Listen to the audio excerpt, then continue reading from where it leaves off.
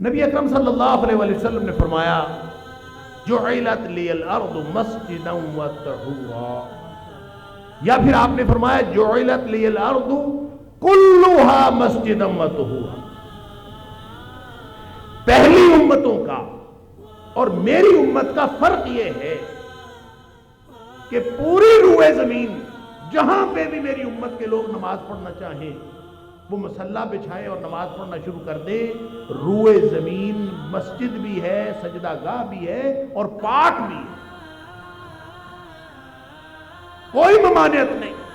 یہ تو نبی اکرم صلی اللہ علیہ وسلم کے امتیازات میں سے ہے، آپ کے خصائص میں سے ہے۔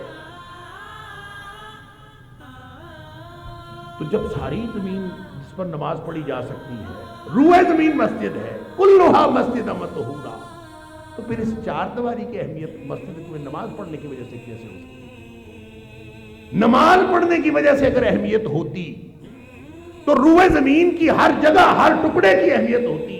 اس کو اللہ اور اللہ کے رسول صلی اللہ علیہ وسلم نے اس کو روئے زمین کی بہترین جگہ قرار دیا ہے۔ باقی ساری زمین بھی سجدہ گاہ ہے، یہ مسجد بھی سجدہ گاہ ہے۔ اگر صرف سجدہ گاہ ہونے کی وجہ سے فضیلت ہوتی تو پھر روئے زمین کی فضیلت وہی ہوتی جو مسجد کی ہوتی۔ تو وہ کون سی بات ہے جس کا تعلق اس مسجد کے ساتھ ہے؟ اس مسجد کو جو چیز ممتاز بناتی ہے، جو ساری روئے زمین سے بہترین ٹکڑا قرار دیتی ہے، وہ بات کیا ہے؟ وگرنہ آباد کاری کرنا، مسجدوں کو آباد کرنا، اللہ اکبر۔ وہ تو مشرکین مکہ بھی کرتے تھے، مشرکین مکہ بھی حاجیوں کو پانی پلاتے تھے، مشرکین مکہ یہ دوڑ دھوپ کر کے وہ سمجھتے تھے ہم نے دین کا کام کر دیا۔ اللہ نے جھڑک دیا سورہ توبہ کے اندر، اجعلتم سقایۃ الحاج وعمارۃ المسجد الحرام، تم نے یہ مسجد حرام کی آباد کاری کو اور اس کی تعمیر کو اور حاجیوں کو پانی پلانے کو تم نے ایمان کے برابر سمجھ رکھا۔ کمن آمن باللہ والیوم الاخر وجاہد فی سبیل اللہ۔ تم مسجدوں کے مقاصد کو سمجھو، وَأَنَّ الْمَسَاجِدَ لِلَّهِ فَلَا تَدْعُوا مَعَ اللَّهِ أَحَدًا۔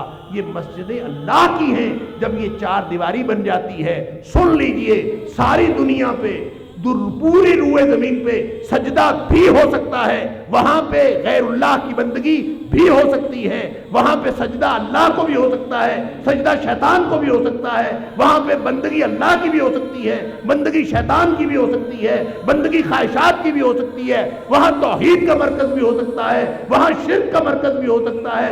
پوری روئے زمین کے اوپر کوئی بھی عقیدہ، کوئی بھی ایمان، کوئی بھی طرز زندگی، کوئی بھی طرز بندگی ہو سکتا ہے، لیکن یہ اللہ کی بنائی ہوئی چار دیواری، یہ اللہ کا دیا ہوا گھر، یہ اللہ کا گھر، یہ سوائے توحید کے مرکز کے کسی اور عقیدے کا مرکز نہیں ہو سکتا۔